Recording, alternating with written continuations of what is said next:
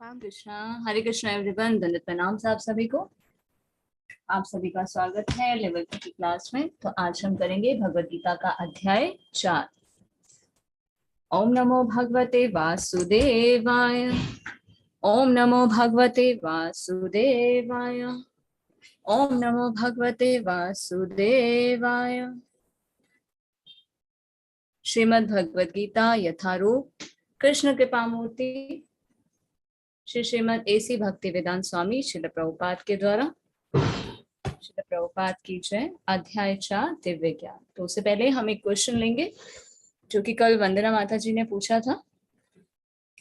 द्वैतवाद और अद्वैतवाद में क्या अंतर है?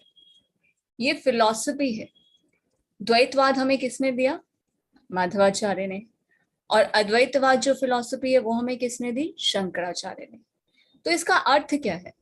द्वैतवाद के अनुसार जिसमें माधवाचार्य ने कहा ईश्वर और जीव जो है वो दोनों अलग अलग हैं, जबकि अद्वैतवाद फिलॉसफी में मायावादी शंकराचार्य ने क्या कहा?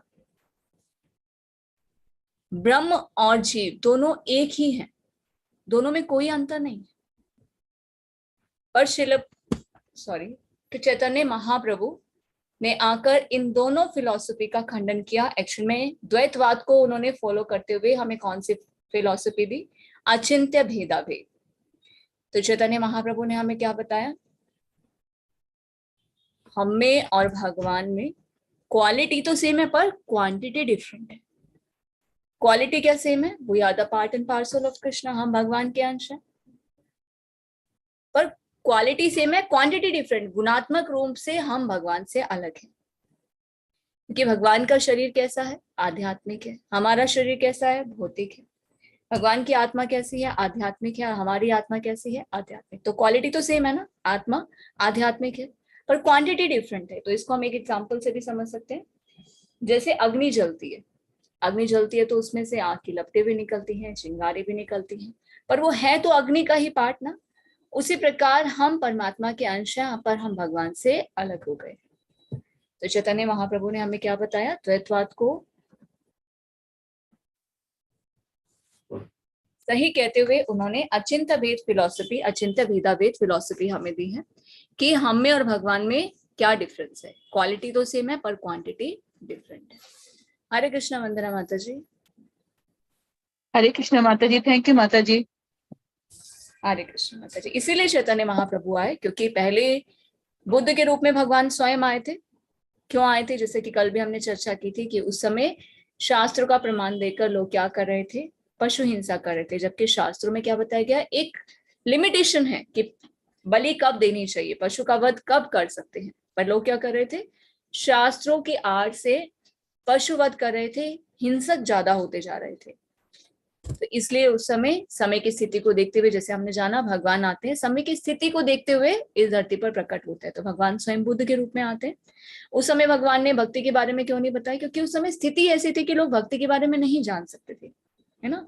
जैसे हम कहें कि कोई बच्चा 7th स्टैंडर्ड में है, उसको हम 12th क्लास की किताबें पढ़ाते, नहीं, अभी वो नहीं समझ सकता है, उसकी ऐसी कैपेसिटी नहीं है, उसकी अभी मेंटेलिटी वैसी नहीं है, उतना वो सक्षम नहीं हो पाए। तो उसी प्रकार भगवान क्या करते हैं? परिस्थिति के अनुसार प्रकट होते हैं और उस समय जिस चीज की, जिस शिक्षा की आवश्यकता होती है भगवान वो प्रदान करते हैं। तो बुद्ध के रूप में भगवान ने अलग फिलॉसफी थी। फिर भगवान ने किसको भेजा? शंकर जी। शंकर जी कौन है? शंकराचार्य। कि अभी लोग क्या कर रहे हैं? अब तो मैंने बुद्ध के रूप में आकर बता दिया कि शास्त्रों को नहीं पढ़ना, शास्त्रों का खंडन करना है, और इस तरह से क्या होगा? धर्म और बढ़ जाएगा। तो जाओ फिर से जाकर वेदों को, शास्त्रों को फिर से रीएस्टेब्लिश करो। तो फिर से शंकराचार्य आते हैं और फिर क्या करते हैं? रीएस्टेब्लिश करते हैं शास्त्रों को। अगर शास्त्र नहीं होते तो आज हम भी यहाँ नहीं होते, है ना। तो शंकराचार्य जी ने तो बहुत हेल्प की। ये भी भगवान की एक व्यवस्था है। तो उस समय की व्यवस्था को देखते हुए, परिस्थिति को देखते हुए फिर शंकराचार्य जी को भेजा। और फिर भगवान चैतन्य महाप्रभु के रूप में क्यों आए? जब उन्होंने देखा कि जैनिज्म बहुत बढ़ रहा है, बुद्धिज्म बहुत बढ़ रहा है, मायावादी फिलॉसफी बहुत ज्यादा बढ़ रही है, तो अब मुझे क्या करना होगा? अब मुझे जाकर इनको भक्ति के बारे में बताना होगा। तो फिर भगवान स्वयं आते हैं चैतन्य महाप्रभु के रूप में और हमें अचिंत्य भेद फिलॉसफी प्रदान करते हैं कि हम में और भगवान में क्या डिफरेंस है। क्वालिटी सेम है पर क्वांटिटी डिफरेंट है। और भक्ति के द्वारा हम भगवान को प्राप्त कर सकते हैं। हरे कृष्ण। जो भी पढ़ना चाहते हैं हैंड रेज कर सकते हैं, ऑलरेडी किया हुआ है। ठीक है, ठीक है वंदना माता जी, आपसे स्टार्ट करते हैं। हरे कृष्ण माता जी, दंडवत प्रणाम। माता जी बहुत अच्छे से समझाया, थैंक यू। नहीं माता जी, मेरी तो कोई योग्यता नहीं है, ये तो शास्त्रों में इसका सभी वर्णन है, मैंने जो पढ़ा और वो आपको यहाँ पर बताती है। नहीं, फिर भी हम लोगों को क्लियर तो हुआ ना। हरे कृष्ण, थैंक यू। हरे कृष्ण। हाँ माता जी 13 से पढ़ना है ना? 12 माता जी। 12 पढ़ना, ओके। कांगता कर्मणां सिद्धि यजंता इहि देवता क्षिप्रम ही मानुषे लोके सिद्धि भवति कर्मजा। इस संसार में मनुष्य सकाम कर्मों में सिद्धि चाहते हैं, फल स्वरूप वे देवताओं की पूजा करते हैं। निसंदेह इस संसार में मनुष्यों को सकाम कर्म का फल शीघ्र प्राप्त होता है। तात्पर्य श्रील प्रभुपाद जी द्वारा। श्रील प्रभुपाद जी की जय। इस जगत के देवताओं के विषय में भ्रांत धारणा है और विद्वता का दम करने वाले अल्पज्ञ मनुष्य इन देवताओं को परमेश्वर के विभिन्न रूप मान बैठते हैं। वस्तुतः ये देवता ईश्वर के विभिन्न रूप नहीं होते, किंतु वे ईश्वर के विभिन्न अंश होते हैं। ईश्वर तो एक है किंतु अंश अनेक हैं। वेदों का कथन है, नित्यो नित्यानाम, ईश्वर एक है, ईश्वरः परम कृष्णा।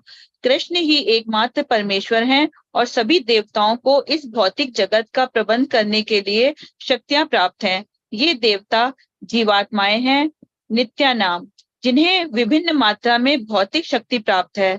वे कभी परमेश्वर, नारायण, विष्णु या कृष्ण के तुल्य नहीं हो सकते। जो व्यक्ति ईश्वर तथा देवताओं को एक स्तर पर सोचता है वह नास्तिक या पाखंडी कहलाता है। यहाँ तक कि ब्रह्मा तथा शिव जैसे बड़े बड़े देवता भी परमेश्वर की समता नहीं कर सकते। वास्तव में ब्रह्मा तथा शिव जैसे देवताओं द्वारा भगवान की पूजा की जाती है।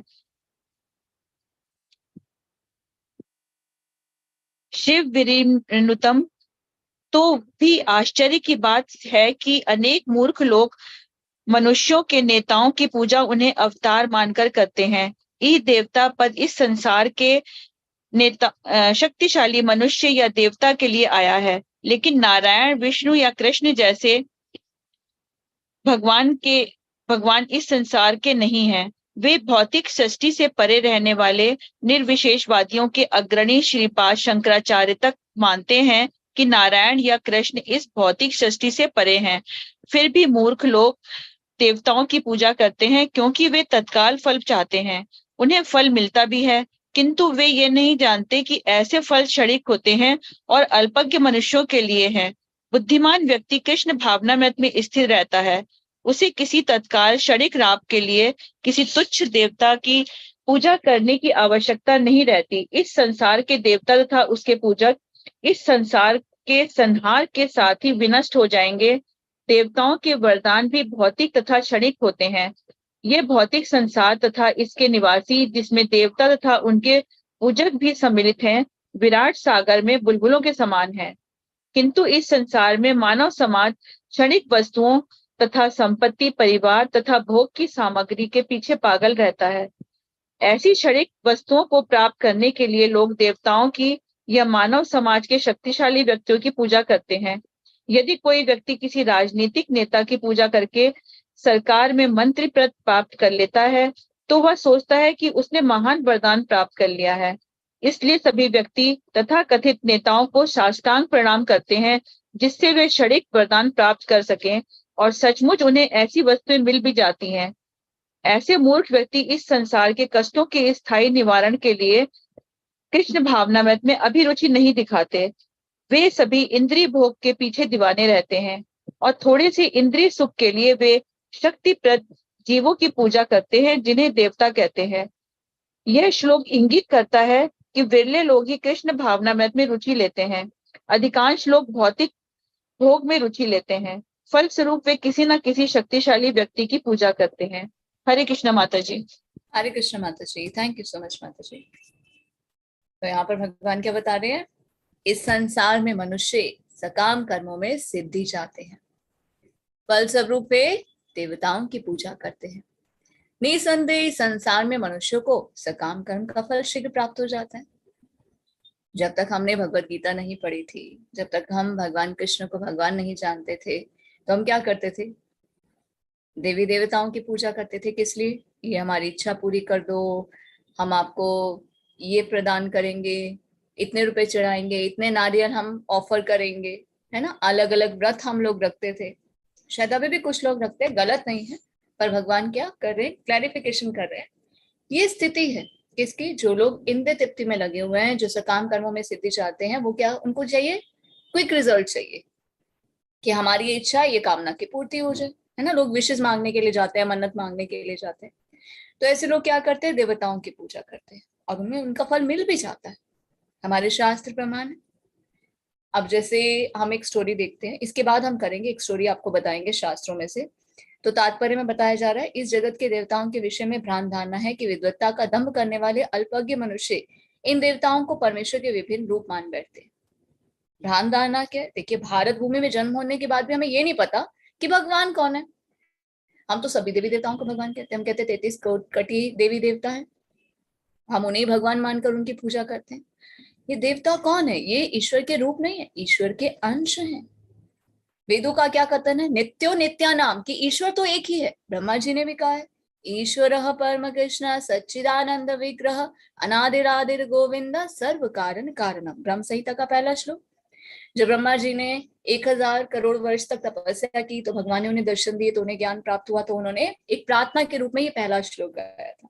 बहुत ही सुंदर है ब्रह्म संहिता, तो जिसमें ब्रह्मा जी बताते हैं, ईश्वर परम कृष्ण, भगवान कृष्ण ही ईश्वर है। सच्चिदानंद विग्रह, उनका सच्चिदानंद विग्रह है। वो शाश्वत है, आनंद से भरे हुए हैं, चिन्मय है। अनादिर आदिर गोविंदा, ना तो उनका आदि है ना अंत है, और वे सभी कारणों के मूल कारण है। तो ये देवता कौन है? ये जीवात्मा या भगवान इन्हें शक्ति प्रदान करते हैं। वे कभी परमेश्वर, नारायण, विष्णु या कृष्ण के तुल्य नहीं हो सकते। ईश्वर तो एक ही है, ईश्वर एकल कृष्ण, ईश्वर परम कृष्ण। ये हम नहीं कह रहे, ये शास्त्र कह रहे हैं, ये शास्त्र प्रमाण है कि जो व्यक्ति ईश्वर और देवताओं को एक स्तर पर सोचता है, वो कौन है? नास्तिक है, पाखंडी है, क्योंकि उन्हें ज्ञान नहीं है ना, शास्त्र नहीं पढ़े, इसलिए क्या इल्यूजन है।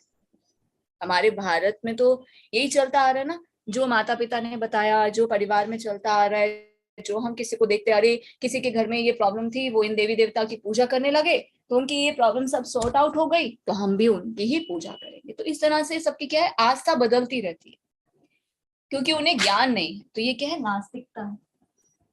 यहाँ तक कि ब्रह्मा शिव जी जैसे बड़े बड़े देवता भी परमेश्वर की समता नहीं कर सकते। वास्तव में ब्रह्मा शिव जैसे देवताओं द्वारा भगवान की पूजा की जाती है। जिसने श्रीमद् भागवतम पढ़ा हो, उसके 4th कैंटो में शिव गीता है, जिसमें शिव जी क्या करते हैं? जैसे भगवान ने भगवत गीता बोली है ना, इसी प्रकार से शिव जी ने भी गीता बोली, प्रचेताओं को सुनाई थी, जिसे कहते हैं शिव गीता। बहुत ही सुंदर वर्सेस है वो, जिसमें शिव जी भगवान की प्रार्थनाओं को गाते हैं, मंत्रों का उच्चारण करते हैं, कि कैसे भगवान के बारे में बताते हैं कि मैं कौन हूँ, भगवान कौन है, भगवान को हम कैसे प्राप्त कर सकते हैं, किस प्रकार हमें भक्ति करनी चाहिए। तो भी कितने आश्चर्य की बात है ना, कि अनेक लोग क्या करते हैं, देवी देवताओं को तो छोड़िए, चलिए वो भी एक अच्छी चीज है कि कम से कम भगवान को नहीं मानते तो भगवान के अंश को तो मानते हैं।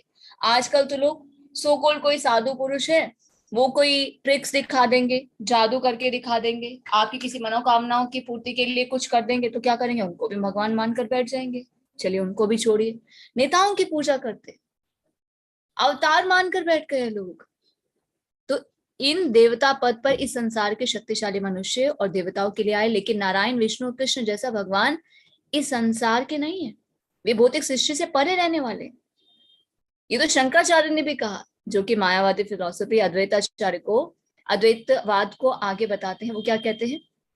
भगवान कृष्ण कौन है? इस भौतिक सृष्टि से परे है।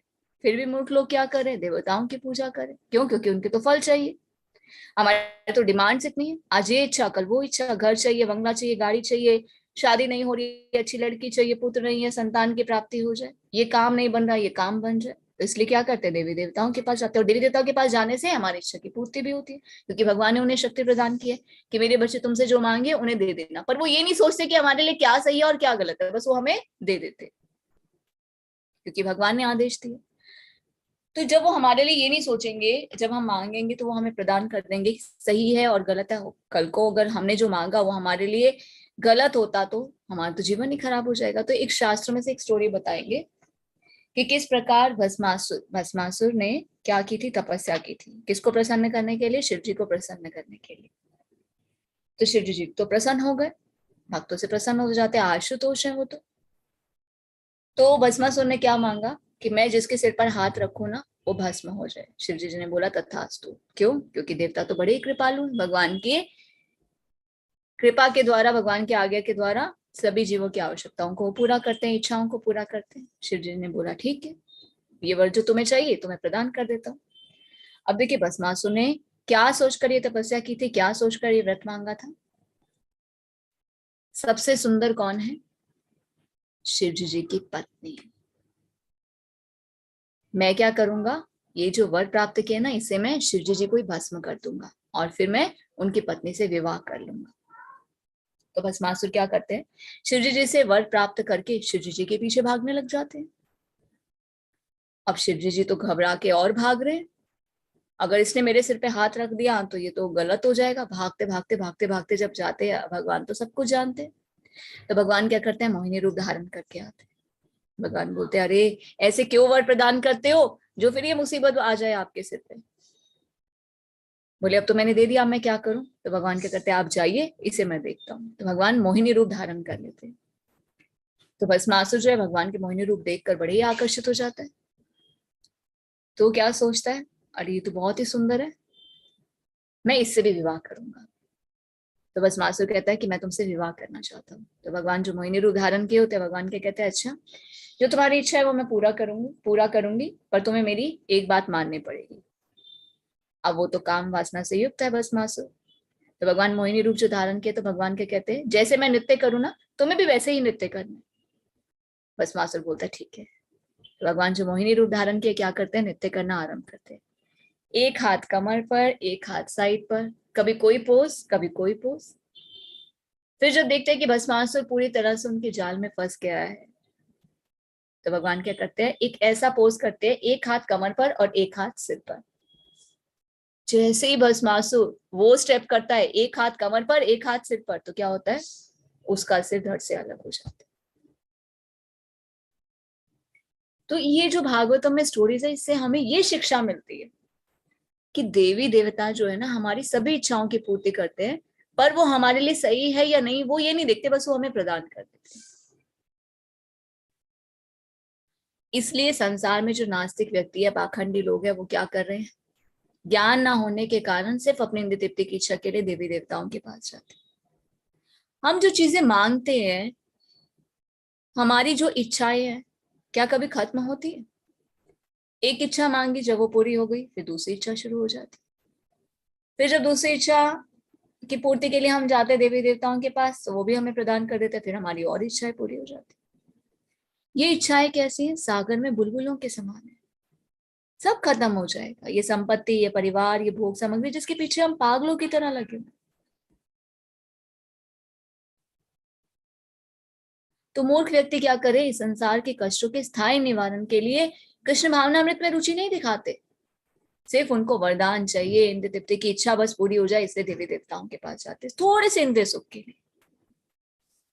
और वो जिनकी पूजा करते हैं उन्हें क्या कहते हैं, देवता कहते हैं। तो ये श्लोक क्या बताता है कि विरले लोग ही होते हैं जो कृष्ण भावनामृत में रुचि करते हैं, क्योंकि वे जानते हैं शास्त्रों के माध्यम से who is the source of everything.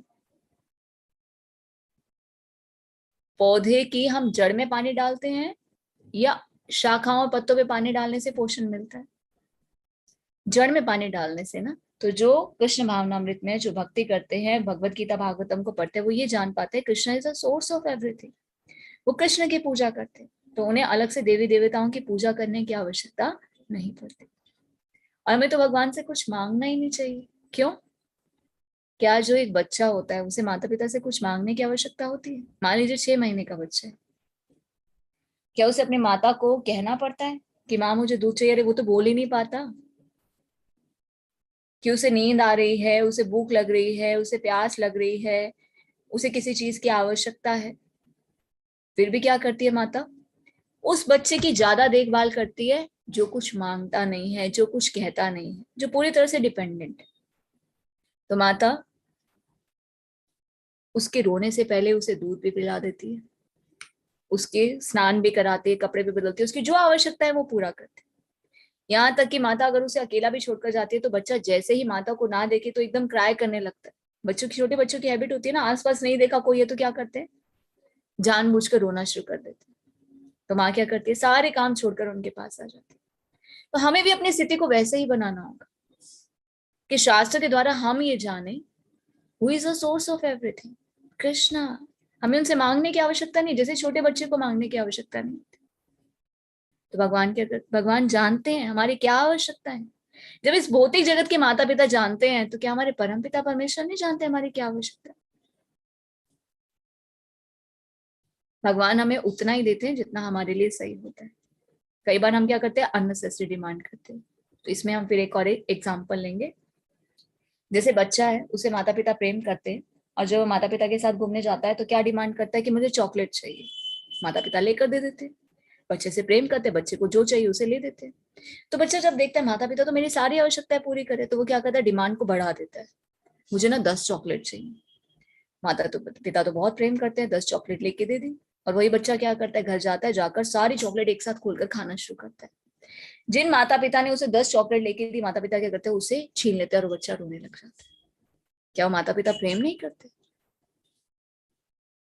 प्रेम करते हैं, तभी तो उसे खाने नहीं दे रहे कि जोर से ज्यादा ये खा लेगा तो इसे बाद में परेशानी होगी, इसका स्वास्थ्य खराब हो जाए। तो इसी तरह से हमारे साथ होता है, हम अननेसेसरी डिमांड करते हैं, भगवान हमारी इच्छा पूरी कर दो। अरे नहीं, हमारे लिए वो चीज अच्छी, इसलिए भगवान हमें नहीं दे रहे। हमें जिस चीज की आवश्यकता है, जो हमारे लिए सही है, भगवान को पता है। भगवान हमारे हृदय में बैठे हैं परमात्मा के रूप में, वो सब अरेंजमेंट कर देते।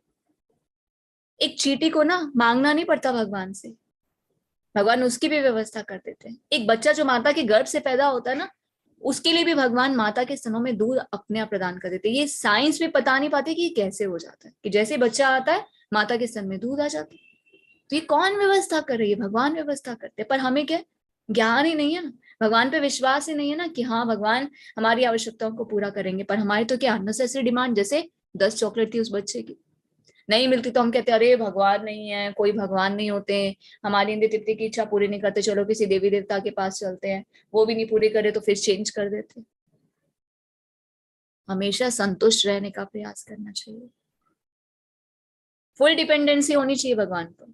हे प्रभु आप मुझे जो भी प्रदान करें उसमें मैं संतुष्ट हूँ। देखिए संतुष्टि कैसे आती, इच्छाएं पूर्ति करने से संतुष्टि नहीं आती। अगर इच्छाएं पूर्ति करने से संतुष्टि आती ना तो हम कब के संतुष्ट होते, पर हम संतुष्ट है ही नहीं।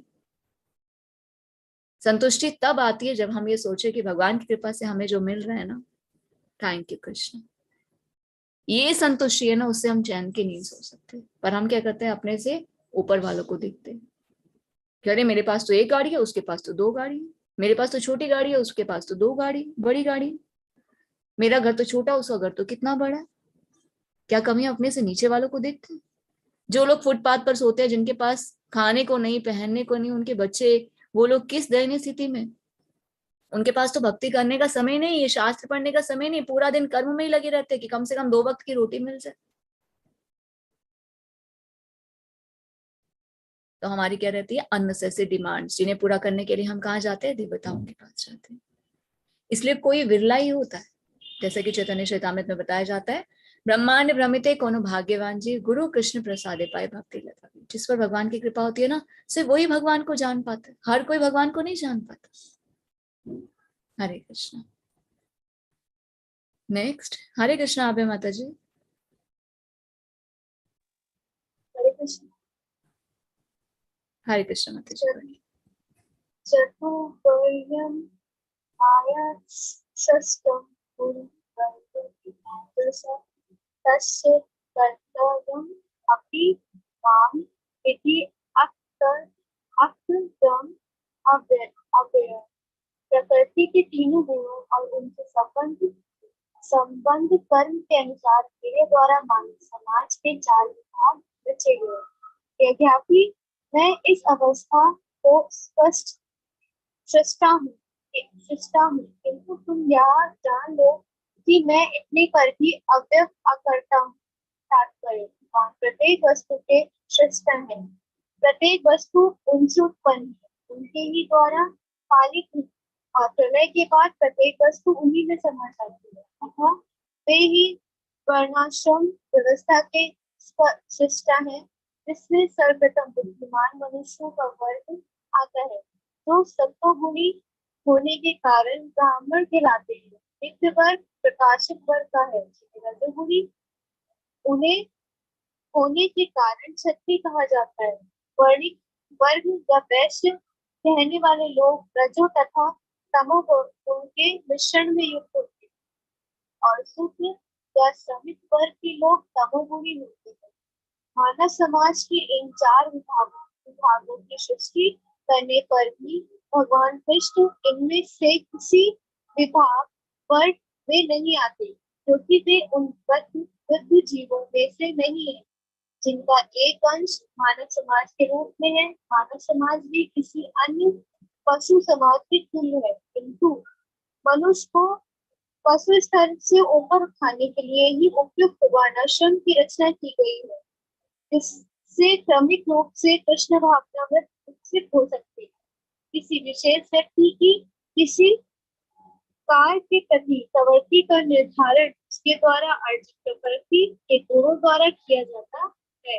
गुणों के अनुसार जीवन के लक्षणों का वर्णन इस ग्रंथ के 18वें अध्याय में किया है। किंतु कृष्ण भावना भावित व्यक्ति कृष्ण ब्राह्मण से भी बढ़कर होता है।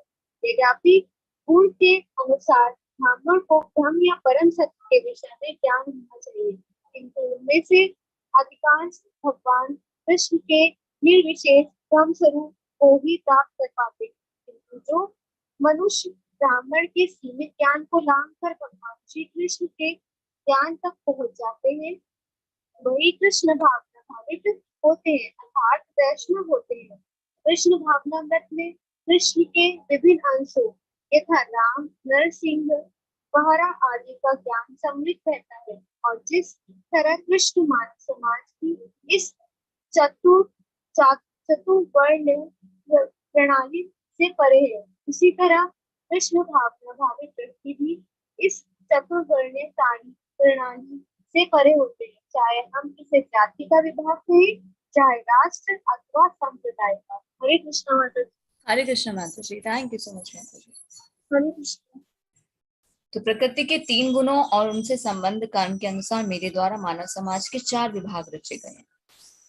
हम जब इस भौतिक जगत में आते हैं तो प्रकृति के 3 गुणों से बंध जाते हैं। तो आगे हम इसे जानेंगे 13 चैप्टर में डिटेल में। अब भगवान क्या कह रहे हैं, प्रकृति के 3 गुण और कर्म के अनुसार मानव समाज के 4 विभाग रचे गए हैं। तो भगवान यहाँ क्लियर कर रहे हैं, हमने क्या कर दिया, ब्राह्मण बड़ा शूद्र छोटा। भगवान ने बड़े छोटे के अनुसार इसे नहीं डिवाइड किया, ब्राह्मण क्षत्रिय वैश्य शूद्र। भगवान ने गुण और कर्म के अनुसार ये 4 विभाग रचे हैं, ब्राह्मण क्षत्रिय वैश्य और शूद्र। तो हमें भी क्या करना चाहिए, ये नहीं कहना चाहिए कि ब्राह्मण बड़ा शूद्र छोटा, कोई बड़ा और छोटा नहीं होता, ये गुण और कर्म के अनुसार होता है। अगर कोई ब्राह्मण होने के बाद भी गलत कार्यों में लिप्त है तो उसे हम ब्राह्मण नहीं कह सकते। अगर कोई शूद्र होने के बावजूद भी कृष्ण भावनामृत में है, वो तो ब्राह्मण से भी बड़ा है। तो कभी भी ब्राह्मण क्षत्रिय वैश्य शूद्र, ये जो 4 वर्ण है, 4 विभाग जो भगवान ने रचे हैं, ये जात पात के अनुसार नहीं, बड़े छोटे के अनुसार नहीं, भगवान के कहते हैं गुण और कर्म के अनुसार रचे गए हैं। भगवान क्या करते हैं, ये विभाग रचते हैं, इस व्यवस्था के सृष्टा हैं, किंतु भगवान के कह रहे हैं तुम यह जान लो कि मैं इतने पर भी अव्यय अकर्ता हूं। अव्यय अकर्ता का अर्थ क्या है कि भगवान ने ये विभाग रचे पर भगवान इसमें नहीं आते, इन विभागों में नहीं आते, क्योंकि भगवान बद्ध जीव नहीं, भगवान तो सृष्टा है, करने वाले हैं। तो भगवान प्रत्येक वस्तु के सृष्टा है, प्रत्येक वस्तु उन्हीं से उत्पन्न होती है, उन्हीं के द्वारा पालित होती है, और प्रलय के बाद उन्हीं में ही समा जाती है। तो वर्णाश्रम व्यवस्था की भी भगवान सृष्टा है। तो कौन से हैं, ब्राह्मण क्षत्रिय वैश्य और शूद्र। तो ब्राह्मण जो होते हैं वो कौन होते हैं, जो बुद्धिमान मनुष्यों का होता है, जो सतोगुण होने के कारण ब्राह्मण जैसे कार्य का अर्थ क्या है, परम सत्य के विषय में ज्ञान होना, ब्रह्म का ज्ञान होना, उसे ब्राह्मण कहा जाता है। ब्राह्मण का बेटा ब्राह्मण नहीं कह सकते हम ये गुण और कर्म देखेंगे कि उसके अंदर क्या क्वालिटीज हैं, उसके कर्तव्य कैसे हैं, वो कैसे कर्म कर रहा है, तो उसके अनुसार हम उसे कह सकते हैं कि हाँ ये ब्राह्मण है। अगर कोई ब्राह्मण होने के बावजूद भी गलत कार्य में लिप्त है तो वो ब्राह्मण नहीं हो सकता। ब्राह्मण कौन है? जिसे परम सत्य और ब्रह्म का ज्ञान होता है, जो शास्त्रों का अध्ययन करता है। तो ये कौन होते हैं? सतोगुणी होते हैं। और द्वितीय वर्ग कौन सा है? प्रशासक वर्ग, जिन्हें रजगुणी होने के कारण क्षत्रिय कहा जाता है। क्षत्रिय का कार्य क्या है? जो कमजोर वर्ग होते हैं उनकी रक्षा करना, है ना, और जो अवांछित अगर कोई चीजें उत्पन्न हो जाती है तो उनको नष्ट करना, एक राजा जैसे कार्य करना। तो पहले के समय में क्या होता था? ब्राह्मण क्या करते थे? शास्त्रों का अध्ययन करते थे। जो राजा थे, राजा को जाकर शास्त्रों के बारे में बताते थे। और राजा क्या करते थे? क्षत्रिय जो होते थे वो ब्राह्मणों की रक्षा करते थे। फिर उसी प्रकार से वैश्य और शूद्र, ये क्या था? इंटरलिंक था सभी।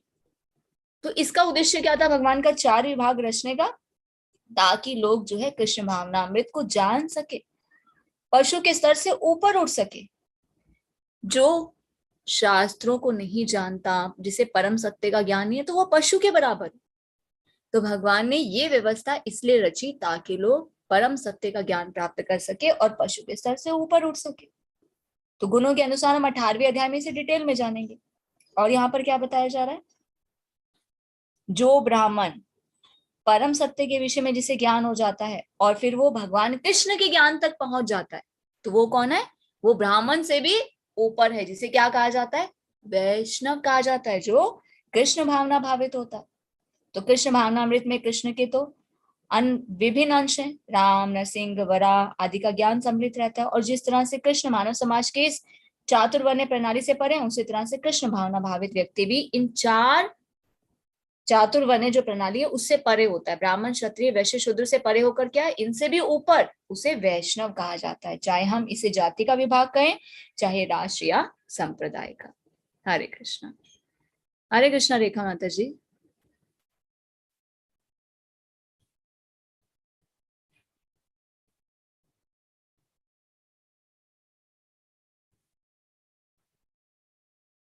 हरे कृष्णा रेखा माता जी।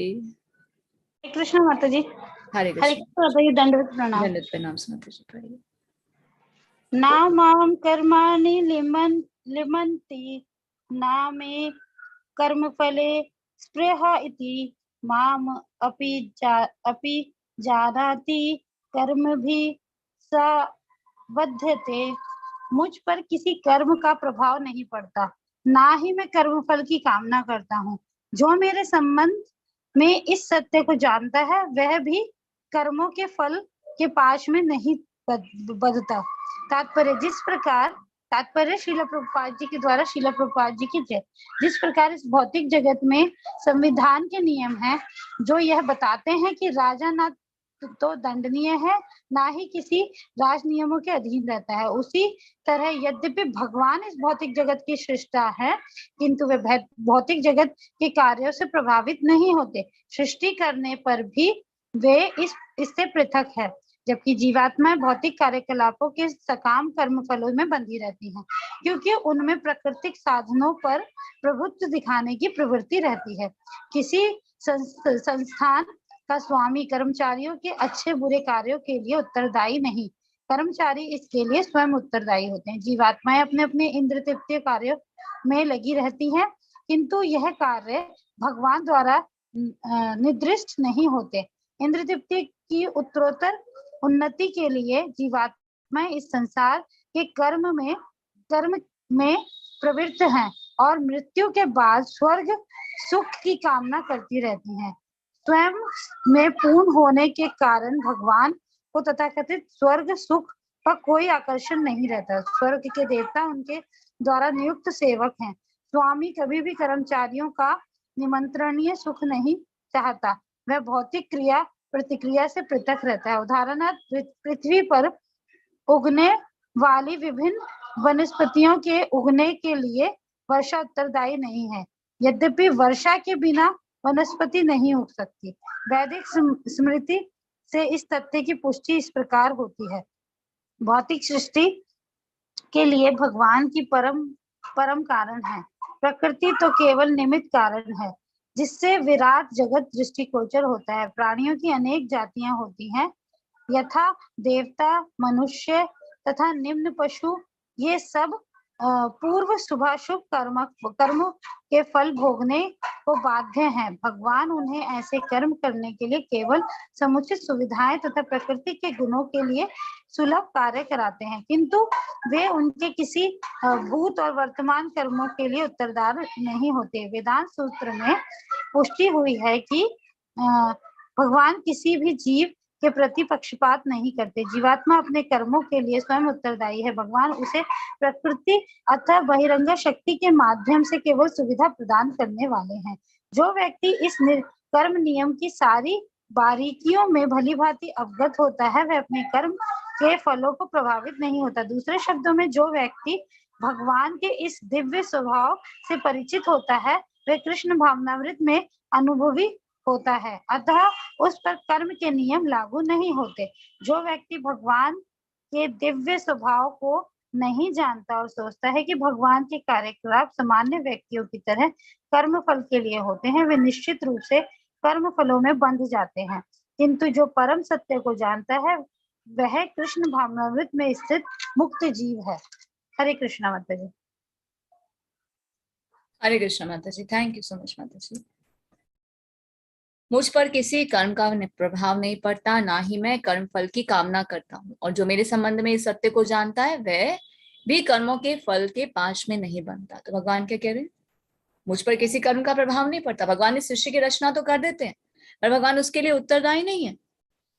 ना ही कर्म फल की कामना करता हूँ, और जो इस सत्य को जानता है, जो भगवान की दिव्य प्रकृति को जानता है कि सब कुछ भगवान की ही कृपा से हो रहा है, भगवान की ही शक्ति से सब कुछ हो रहा है, पर भगवान किसी चीज के लिए उत्तरदायी नहीं है, वो जो इन कर्म के नियमों को जान जाता है, वो कर्म के बंधन में नहीं बनता है।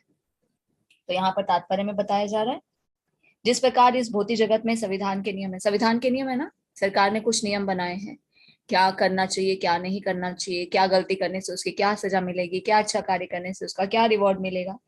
तो यहाँ पर ये बताते हैं कि राजा ना तो दंडनीय है, ना ही किसी राज नियमों के अधीन है। उसी तरह से भगवान इस भौतिक जगत के सृष्टा है, पर भौतिक जगत के कार्यों से वो प्रभावित नहीं होते। सृष्टि करने के बाद वो उससे पृथक रहते हैं। हम कर्म फलों में बंधे हैं, पर भगवान पर इनका कोई भी प्रभाव नहीं पड़ता। अब इसे हम एग्जाम्पल से समझेंगे। जैसे कंपनी होती है, कंपनी में सीईओ होता है। अब सीईओ ने कंपनी बनाई, उसके नीचे बहुत सारे डिपार्टमेंट है जो वहां पर काम किए जाते हैं, उसके अंदर बहुत सारे कर्मचारी काम किए जाते हैं। मान लीजिए एक कर्मचारी ने चोरी कर दी। अब कर्मचारी ने चोरी करी, तो उसके लिए क्या हम सीईओ को जिम्मेदार ठहराएंगे? नहीं, जिसने गलती की उसी को जिम्मेदार ठहराएंगे ना। उसी प्रकार इस भौतिक जगत में हमारे साथ अगर कुछ भी गलत होता है, उसके रिस्पॉन्सिबल हम हैं। भगवान किसी के साथ भी गलत नहीं करते हैं। भगवान ने तो हमें सिर्फ सुविधाएं प्रदान की हैं।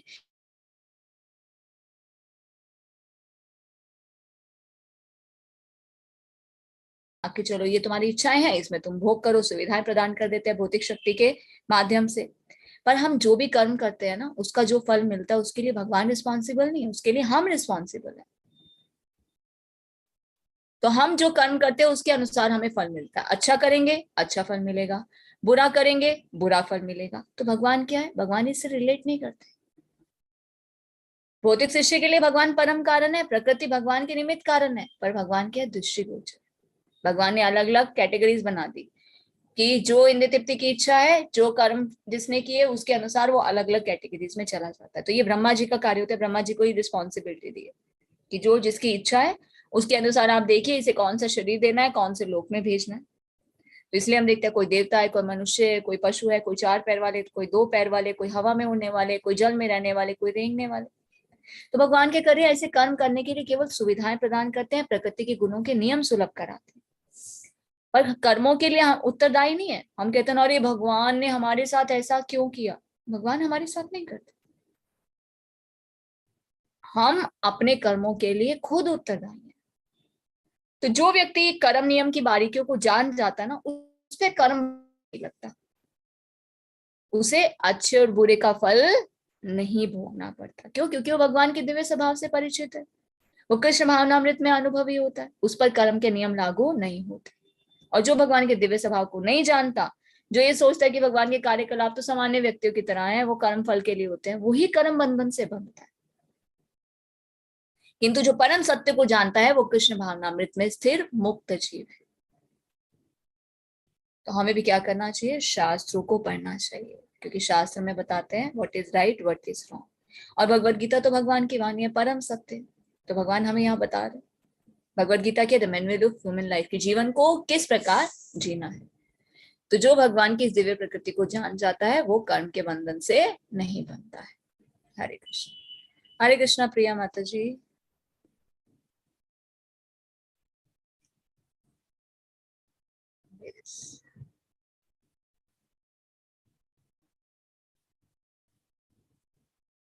ठीक है, यहाँ पर नहीं है प्रिया माता जी। ओके। हरे कृष्णा संदीप प्रभु जी। हरे कृष्णा, दंडवत प्रणाम माता जी। दंडवत प्रणाम प्रभु जी। एवं ज्ञात्वा कृतं कर्म पूर्वरपि मुमुक्षुभिः कुरु कर्मैव तस्मात् मम पूर्वतरम कृतम।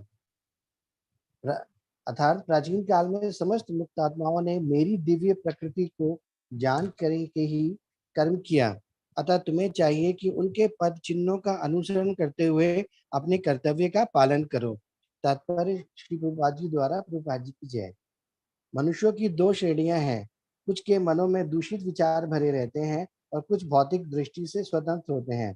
कृष्ण भावनामृत इन दोनों श्रेणियों के व्यक्तियों के लिए समान रूप से लाभप्रद है। जिनके मनों में दूषित विचार भरे हैं उन्हें चाहिए कि भक्ति के अनुष्ठानों का पालन करते हुए क्रमिक शुद्धिकरण के लिए कृष्ण भावनामृत को ग्रहण करें, और जिनके मन में पहले ही ऐसी अशुद्धियों से स्वच्छ हो चुके हैं वे उसी कृष्ण भावनामृत में अग्रसर होते रहें, जिससे अन्य लोग उनके आदर्श कार्यों का अनुसरण कर सके और लाभ उठा सके।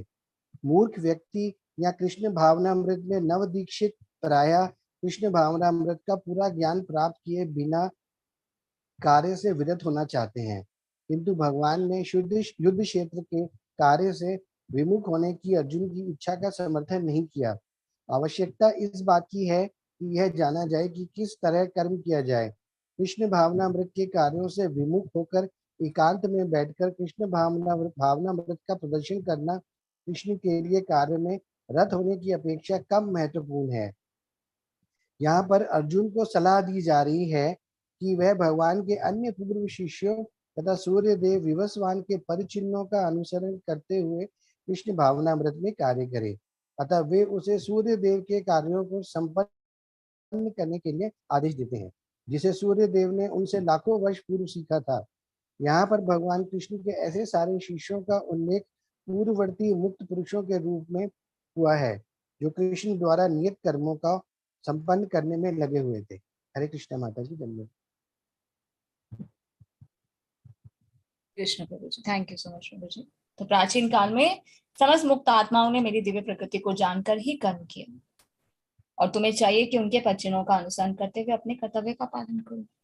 तो हमारे शास्त्र में जो इतने सारे एग्जाम्पल स्टोरीज दिए हैं वो किस लिए दिए, ताकि हम उनसे कुछ सीखें, हम उनके पद चिन्हों का अनुसरण करें। तो मनुष्य की दो श्रेणियां हैं, दो कैटेगरीज के लोग होते हैं। एक होता है कि जो शुरू से ही कृष्ण भावनामृत में होते हैं, ऑलरेडी पास्ट लाइफ में वो भक्ति कर चुके हैं, तो उन्हें कृष्ण भावनामृत में आगे प्रोग्रेस करने का मौका मिलता है। कुछ लोग कैसे होते हैं जिनके मन में दूषित विचार भरे होते हैं, भौतिक दृष्टि से स्वतंत्र नहीं है, सिर्फ इंद्र तृप्ति के बारे में सोचते हैं। उन्हें भी क्या करना चाहिए, उन्हें भी शुद्धिकरण की प्रक्रिया कौन से, कृष्ण भावनामृत को ग्रहण करना चाहिए, भक्ति के अनुष्ठानों का पालन करना चाहिए। क्योंकि जैसे जैसे हम भक्ति करते हैं तो क्या होता है, हमारा मन, हमारा हृदय जो है वो शुद्ध हो जाता है। देखिए, आसुरी और दैवी दोनों गुण सबके अंदर होते हैं, किसी के अंदर ज्यादा होते हैं, किसी के अंदर कम होते हैं। कुछ हमें अपने प्रयास से उन्हें आसुरी गुणों को कम करना चाहिए, अगर हम नहीं कर पा रहे तो हमें भक्ति करनी चाहिए, क्योंकि भक्ति करने से क्या होता है, धीरे धीरे हमारे अंदर जो आसुरी गुण है स्वतः ही समाप्त हो जाते हैं और दैवी गुण विकसित हो जाते हैं। ये भगवान की कृपा होती है।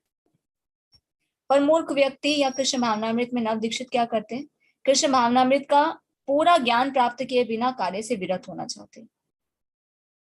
अब भगवान ने अर्जुन को ये तो नहीं कहा कि युद्ध मत करो, भगवान तो ये बता रहे हैं कि इस प्रकार से कर्म करना चाहिए।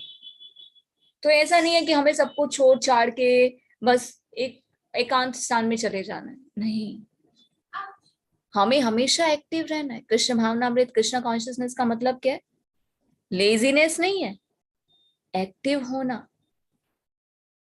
कृष्ण भक्त अति चतुर होए।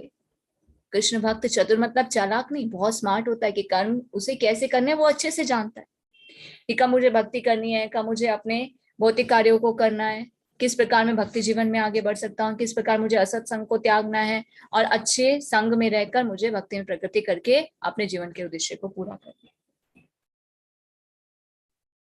तो हमें क्या करना चाहिए? उन्हीं के पद चिन्हों का अनुसरण करना चाहिए जिन्होंने अपने कर्तव्य का पालन किया, भगवान की दिव्य प्रकृति को जानकर कर्म किया। हरे कृष्ण। नेक्स्ट सत्येंद्र प्रभु जी, हरे कृष्ण। हरे कृष्णा माता जी। हरे कृष्ण।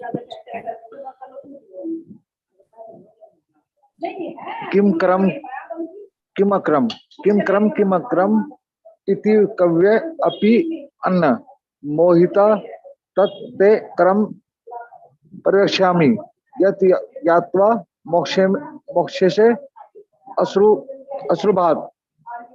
कर्म क्या है और अक्रम क्या है, इसे निश्चित करने में बुद्धिमान व्यक्ति भी मोहग्रस्त हो जाते हैं। अतः मैं तुमको बताऊंगा कि कर्म क्या है, जिसे जानकर तुम सारे अशुभ से मुक्त हो सकोगे। तात्पर्य श्री प्रभुपाद जी द्वारा श्री प्रभुपाद जी की जय। कृष्ण भावना अमृत में जो कर्म किया जाए वह पूर्वक की प्रमाणिक भक्तों के आदर्श के अनुसार होना चाहिए। इसका निर्देश 14वें श्लोक में किया गया है।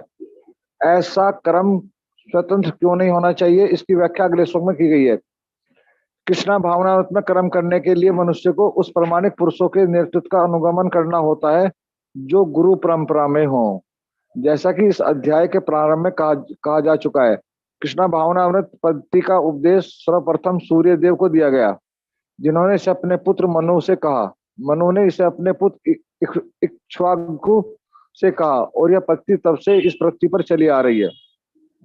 अतः परंपरा के पूर्ववर्ती अधिकारियों के पद चिन्हों का अनुसरण करना आवश्यक है, अन्यथा बुद्धिमान से बुद्धिमान मनुष्य भी कृष्णा भावना अमृत के आदर्श कर्म के विषय में मोहग्रस्त हो जाते हैं। इसलिए भगवान ने स्वयं ही अर्जुन को कृष्णा भावना अमृत का उपदेश देने का निश्चय किया। अर्जुन को साक्षात भगवान ने शिक्षा दी। अतः जो भी अर्जुन के पद चिन्हों पर चलेगा वह कभी मोहग्रस्त नहीं होगा। कहा जाता है कि अपूर्ण प्रायोगिक ज्ञान के द्वारा धर्म पथ का निर्माण नहीं किया जा सकता। वस्तुतः धर्म को केवल भगवान ही निश्चित कर सकते हैं। अपूर्ण चिंतन द्वारा कोई भी धार्मिक सिद्धांत का निर्माण नहीं कर सकता। मनुष्य को चाहिए ब्रह्मा, शिव, नारद, मनु, चारों कुमारों, कपिल, प्रहलाद, भीष्म, सुखदेव, गोस्वामी, यमराज, जनक तथा बलि महाराज जैसे महान अधिकारियों के पद चिन्हों का अनुसरण करे। केवल मानसिक चिंतन द्वारा यह निश्चित करना कठिन है कि धर्म या आत्म साक्षात क्या है।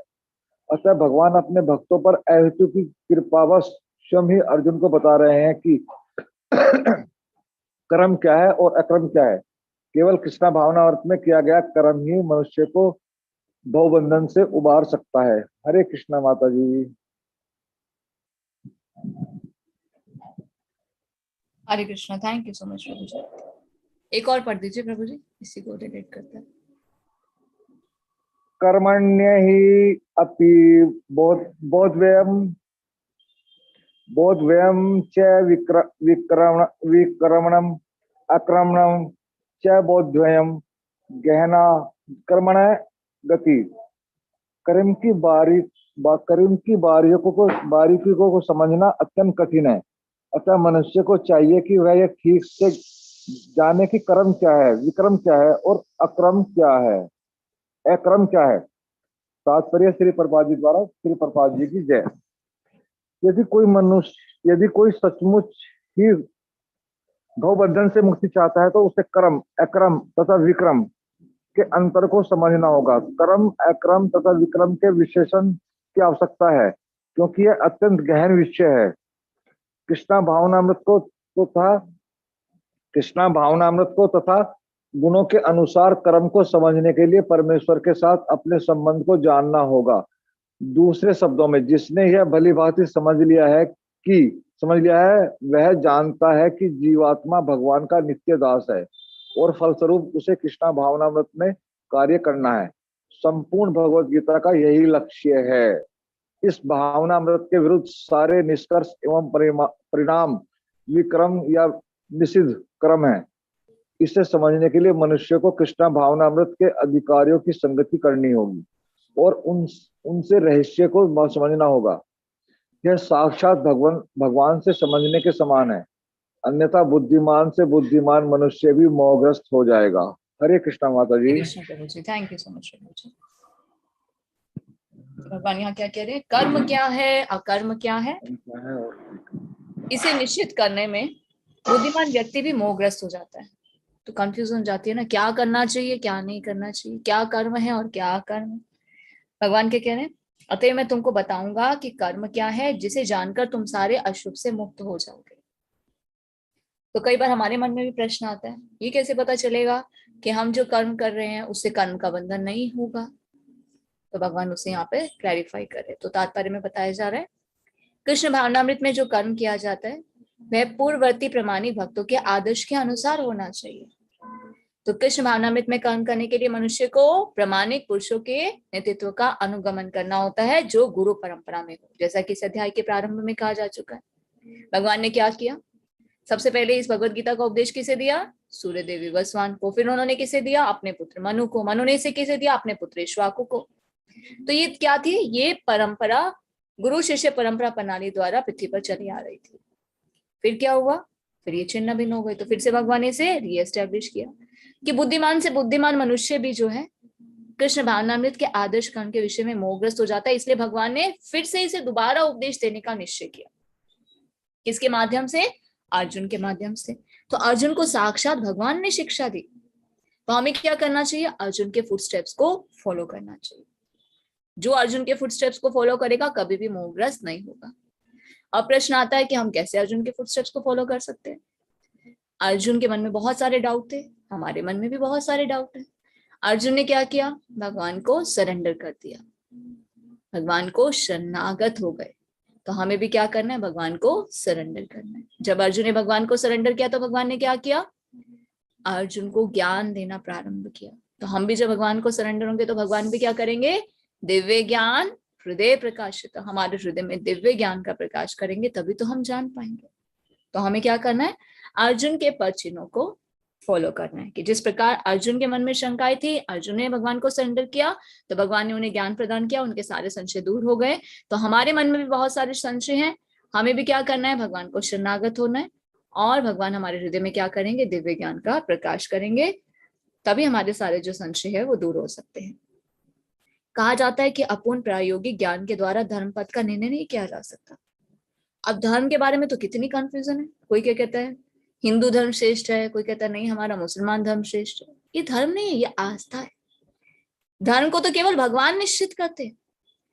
सिर्फ अपूर्ण चिंतन के द्वारा कोई धार्मिक सिद्धांत का निर्माण नहीं कर सकता। धर्म का अर्थ क्या है? लोगों को यही नहीं पता। लोग कहते मैं हिंदू, ये मेरा धर्म है, मैं मुसलमान, ये मेरा धर्म है, मैं सिख, मैं ईसाई, ये मेरा धर्म है। नहीं, ये एक आस्था है। धर्म का अर्थ क्या है? भगवान की सेवा करना, भगवान के साथ संबंध को जानना।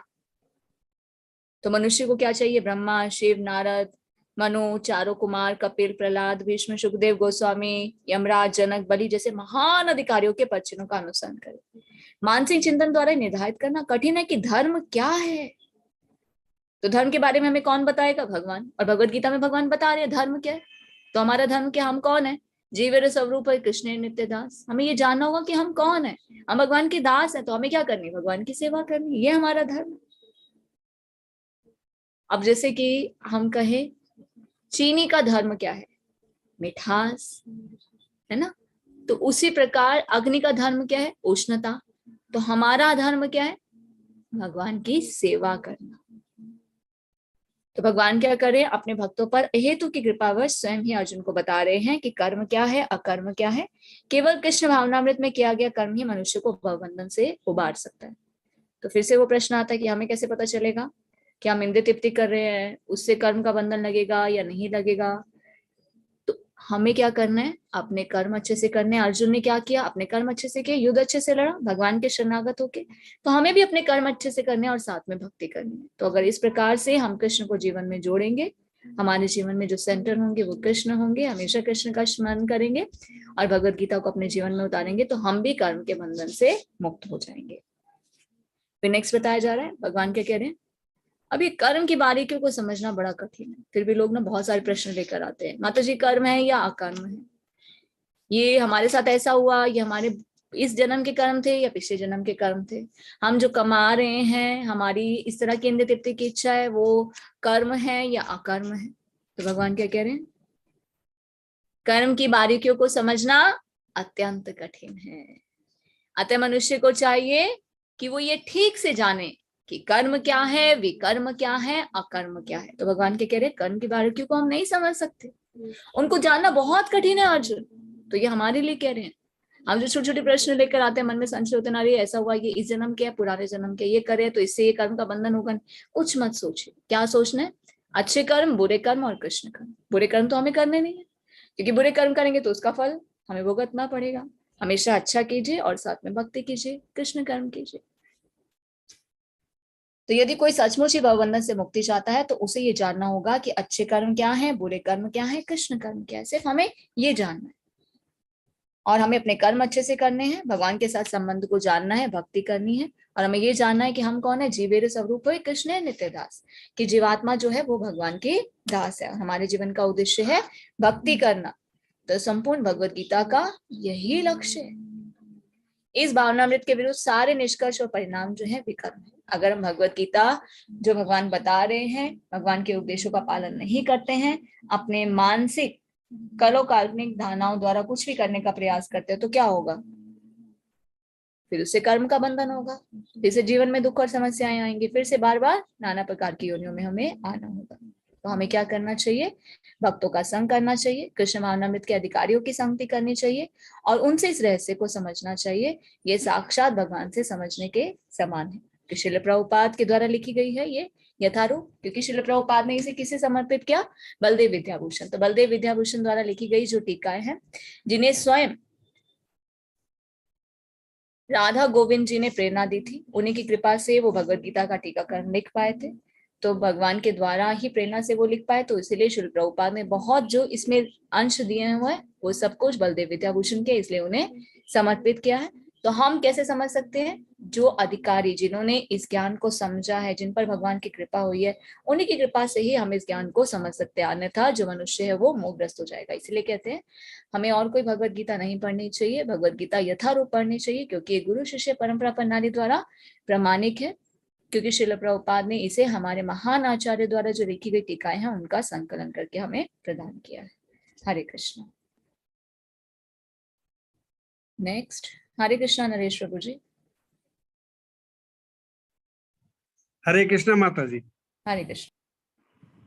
कर्माणि अकर्म यह पश्यते अकर्मणि च कर्म यह सह बुद्धिमान मनुष्येषु सह युक्त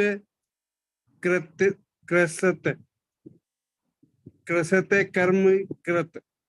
जो मनुष्य कर्म में अकर्म और अकर्म में कर्म देखता है वह सभी मनुष्यों में बुद्धिमान है और सब प्रकार के कर्मों में प्रकृत रहकर भी दिव्य स्थिति में रहता है। तात्पर्य, कृष्ण भावनामृत में कार्य करने वाला व्यक्ति स्वभाव कर्म बंधन से मुक्त होता है, उसके सारे कर्म कृष्ण के लिए होते हैं, अतः कर्म के फल से उसे कोई लाभ या हानि नहीं होती। फलस्वरूप वह मानव समाज में बुद्धिमान होता है, यद्यपि वह कृष्ण के लिए सभी तरह के कर्मों में लगा रहता है। अकर्म का अर्थ है कर्म के फल के बिना निर्विशेषवादी उस भाव से सारे कर्म करना बंद कर देता है कि कर्म फल उसके आत्म साक्षात्कार के मार्ग में बाधक न हो, किंतु सगुणवादी अपनी इस स्थिति में भली भांति परिचित रहता है कि वह भगवान का नित्य दास है। अतः वह अपने आप को कृष्ण भावनामृत के कार्यों में तत्पर रखता है, क्योंकि सारे कर्म कृष्ण के लिए किए जाते हैं। अतः इस सेवा के करने में उसे दिव्य सुख प्राप्त होता है। जो इस विधि में लगे रहते हैं वे व्यक्तिगत इंद्रिय तृप्ति की इच्छा से रहित होते हैं। कृष्ण के प्रति उसका नित्य दास भाव उसे सभी प्रकार के कर्म फल से मुक्त करता है। आगे पढ़ू माता जी। हाँ जी, एक और पढ़ दीजिए। यस सर्वे समारंभा काम संकल्प वर्जिता ज्ञान अग्रि दग्ध कर्मणम तम आहु है पांडितम बुद्धा। जिस व्यक्ति का प्रत्येक प्रयास इंद्रिय तृप्ति की कामना से रहित होता है उसे पूर्ण ज्ञानी समझा जाता है। उसे ही साधु पुरुष ऐसा करता कहते हैं जिससे पूर्व ज्ञान की अग्नि से कर्म फलों को भस्मसात कर दिया है। के तात्पर्य प्रभुपाद के द्वारा। प्रभुपाद की जय। केवल पूर्व ज्ञानी ही कृष्ण भावना भक्ति व्यक्ति के कार्यकलापों को समझ सकता है। ऐसे व्यक्ति में इंद्रिय तृप्ति की प्रवृत्ति का अभाव रहता है। इससे यह समझा जाता है कि भगवान के नित्य दास के रूप में उसे अपने स्वाभाविक स्वरूप का पूर्ण ज्ञान है, जिसके द्वारा उसने अपने कर्म फलों को भस्म कर दिया है। जिससे ऐसा पूर्ण ज्ञान प्राप्त कर लिया है वह सचमुच विद्वान है। भगवान की नित्य दासता के इस ज्ञान के विकास की तुलना अग्नि से की गई है। ऐसी अग्नि एक बार प्रज्वलित हो जाने पर कर्म के सारे फलों को भस्म कर सकती है। आगे पढ़ू माता जी। हरे कृष्ण। एक बार इतना ही करते हैं प्रभु जी। Thank you so much. तत्कत्वा हरे कृष्णा प्रभु जी, एक बार इतना ही करते हैं। जो मनुष्य कर्म में अकर्म और अकर्म में कर्म देखता है, कर्म में अकर्म अकर्म में कर्म का क्या अर्थ है? देखिए, कर्म तो हमें करने होंगे ना। इस भौतिक जगत में भगवान ने हमें कर्म बंधन में बांधा है। कोई गृहस्थ है, कोई नौकरी कर रहा है, कोई बिजनेस कर रहा है, कोई स्टूडेंट है, कोई टीचर है, वो हमारे कर्म है। अकर्म का अर्थ भक्ति करना है ना, कृष्ण को सेंटर में रख के सभी कार्य करना। तो हमें कुछ नहीं सोचना कर्म की बारीकियों के बारे में। हमें सिर्फ अपने कर्म अच्छे से करने हैं, साथ में भक्ति करनी है। क्योंकि जो कर्म कर रहे हैं हम, वो भी भगवान की सेवा, ये समझ के हमें कर्म करने हैं कि भगवान ने हमें गृहस्थ जीवन में डाला है या ये बिजनेस में भगवान ने हमें डाला है, तो ये भी भगवान की सेवा, इसे हमें बहुत अच्छे से करना है।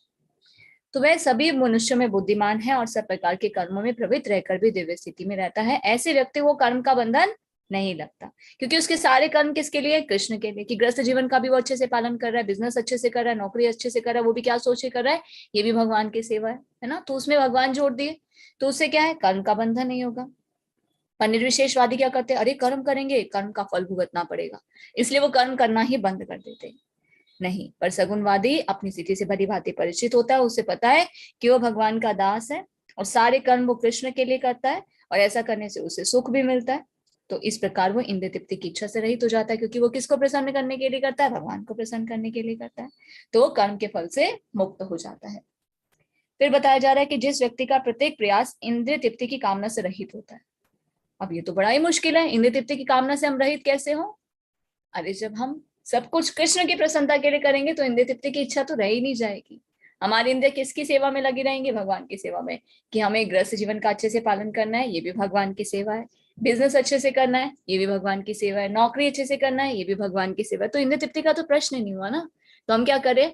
भगवान को खुश करने के लिए, हाँ भगवान ने हमें इस कर्म बंधन में डाला है, भगवान ने हमें ये कार्य दिया है, हमें ये अच्छे से करना है, तो उसे ही पूर्ण ज्ञानी समझा जाता है। उसे ही साधु पुरुष ऐसा करता कहा जाता है जिसने पूर्ण ज्ञान की अग्नि से कर्म फलों को भस्मात कर दिया। तो पूर्ण ज्ञानी ही कृष्ण भावना भावित व्यक्ति के कार्यकलापों को समझ सकता है और उसमें इंद्रिय तृप्ति का अभाव होता है, क्योंकि वो अपने इंद्रियों को भगवान की सेवा में लगाता है। तो जिसने ऐसा पूर्ण ज्ञान प्राप्त कर लिया वो कौन है? वही सचमुच विद्वान है। तो भगवान के नित्य दासता के इस ज्ञान के विकास की तुलना अग्नि से की गई है। अब अग्नि से की गई है, इसका क्या अर्थ है? देखिए, जब हम हर कार्य भगवान को प्रसन्न करने के लिए करेंगे तो क्या होगा? अग्नि क्या करती है? धीरे धीरे बढ़ती है। जब अग्नि क्या करती है? हर एक चीज को स्वाह कर देती है। तो उसी प्रकार से जब हम हर कार्य भगवान को प्रसन्न करने के लिए करेंगे तो हमारे जितने भी पाप है वो सब नष्ट हो जाएंगे। नेक्स्ट, लास्ट 2 करेंगे, इसके बाद एंड करेंगे। हरे कृष्णा अल्पेश प्रभु जी। एक अल्पेश प्रभु जी पढ़ेंगे, एक श्वेता माता जी।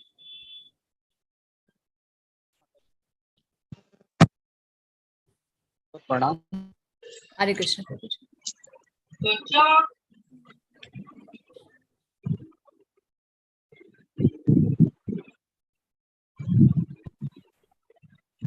तो एकत्वा कर्म फलासंनितृप्तो निराशया कर्मणि पवित्र अपि न एव किंचित करोति सः। अपने कर्म फलों की सारी आसक्ति को त्याग कर सदैव संतुष्ट तथा स्वतंत्र रहकर वह सभी प्रकार के कार्यों में व्यस्त रहकर भी कोई सकाम कर्म नहीं करता। श्री प्रभुपाद जी की जय। तात्पर्य श्री प्रभुपाद जी के द्वारा कर्मों के बंधन से इस प्रकार की मुक्ति तभी संभव है जब मनुष्य कृष्ण भावना अमृत में होकर यह हर कार्य कृष्ण के लिए करे। कृष्ण भावना भावित व्यक्ति भगवान की शुद्ध प्रेम बस में ही कर्म करता है। फलस्वरूप उससे कर्म फलों के प्रति कोई आकर्षण नहीं रहता, यहाँ तक कि उसे अपने शरीर निर्वाह के प्रति भी कोई आकर्षण नहीं रहता, क्योंकि वह पूर्णतः कृष्ण पर आश्रित रहता है। वह ना तो किसी वस्तु को प्राप्त करना चाहता और ना अपनी वस्तुओं की रक्षा करना चाहता। वह अपनी पूर्ण सामर्थ्य से अपना कर्तव्य करता है और कृष्ण पर सब कुछ छोड़ देता है। ऐसा अनासक्त व्यक्ति शुभ अशुभ कर्म फलों में मुक्त रहता है, मानो वह कुछ भी नहीं कर रहा हो। वह अकर्म अर्थात निष्काम कर्म का लक्षण है। अतः कृष्ण भावना अमृत से रहित कोई भी कार्यकर्ता पर बंधन स्वरूप होता है और विकर्म का यही असली रूप है, जैसा कि पहले बताया जा चुका है। निराशी यत चित आत्मा त्यक्त सर्व परिग्रह शरीरम केवलम कर्म कुर्वन् आप्रो किल्बिषम। ऐसा ज्ञानी पुरुष पूर्ण रूप से संयमित मन तथा बुद्धि से कार्य करता है, अपनी संपत्ति के सारे स्वामित्व को त्याग देता है और केवल शरीर निर्वाह के लिए कर्म करता है। इस तरह कार्य करता हुआ वह पाप रूपी फलों से प्रभावित नहीं होता है। श्री प्रभुपाद जी की जय। तात्पर्य श्री प्रभुपाद जी के द्वारा कृष्ण भावना भावित व्यक्ति कर्म करते समय कभी भी शुभ या अशुभ फल की आशा नहीं रखता। उसके मन तथा बुद्धि पूर्णतः वश में होते हैं। वह जानता है कि वह परमेश्वर अभिन्न अंश है, अतः अंश रूप में उसके द्वारा संपन्न कोई भी कर्म उसका ना होकर उसके माध्यम से परमेश्वर द्वारा संपन्न हुआ होता है। जब हाथ हिलता है तो यह स्वेच्छा से नहीं हिलता, अपितु सारे शरीर की चेष्टा से हिलता है। कृष्ण भावना भावित व्यक्ति इच्छा का भगवत इच्छा का अनुगामी होता है, क्योंकि उसकी निजी इंद्रिय तृप्ति की कोई कामना नहीं होती। वह यंत्र के एक पुर्जे की भांति हिलता डुलता है। जिस प्रकार रख रखाव के लिए पुर्जे को तेल और सफाई की आवश्यकता पड़ती है, उसी प्रकार कृष्ण भावना भावित व्यक्ति कर्म के द्वारा अपना निर्वाह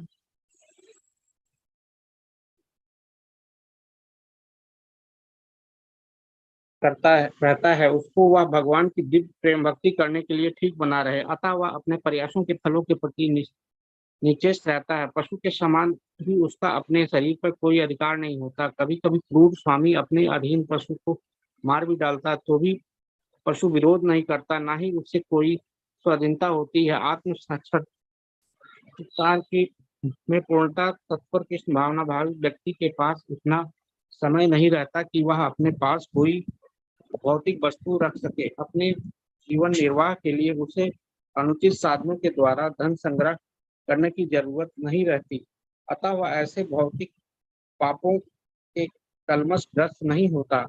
वह अपने समस्त कर्म फलों से मुक्त रहता है। हरे कृष्णा माता जी, धन्यवाद प्रणाम। हरे कृष्ण प्रभु जी, धन्यवाद प्रणाम। थैंक यू सो मच प्रभु जी।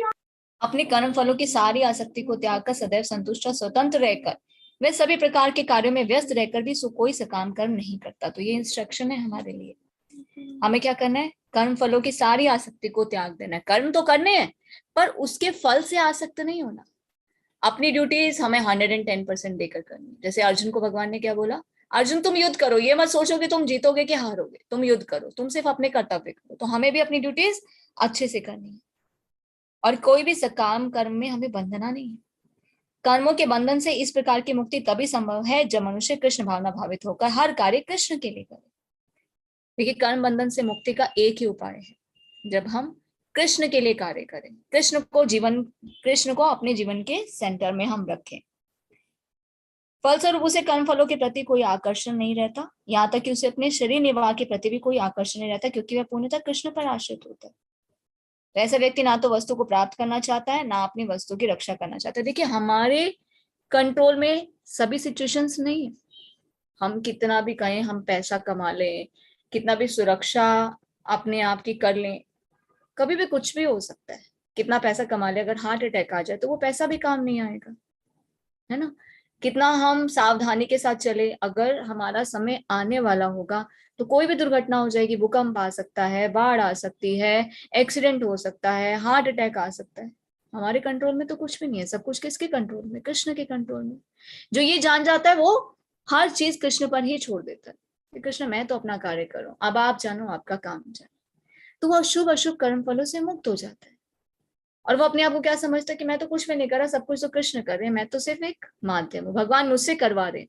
देखिए, हम अपना एक हाथ भी हिला रहे हैं, ये हम अपनी स्वेच्छा से नहीं हिला पा रहे। भगवान हमारे हृदय में बैठे हैं परमात्मा के रूप में। वो आत्मा को चेतना प्रदान करे, आत्मा शरीर को चेतना प्रदान करे, तभी तो ये हाथ हिल पा रहा है, तभी तो हम बोल पा रहे, देख पा रहे, सुन पा रहे, कोई भी कार्य कर पा रहे।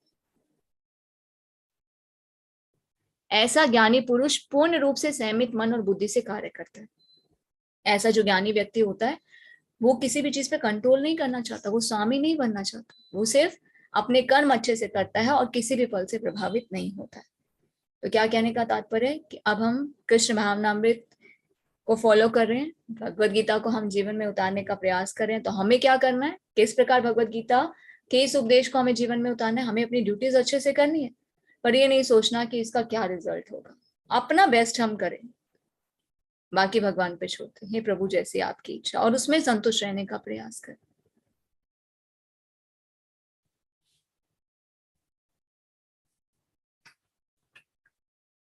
फिर यहाँ पर बताया जा रहा है, एनालॉजी बताई जा रही है एक यंत्र के पुर्जे की भांति।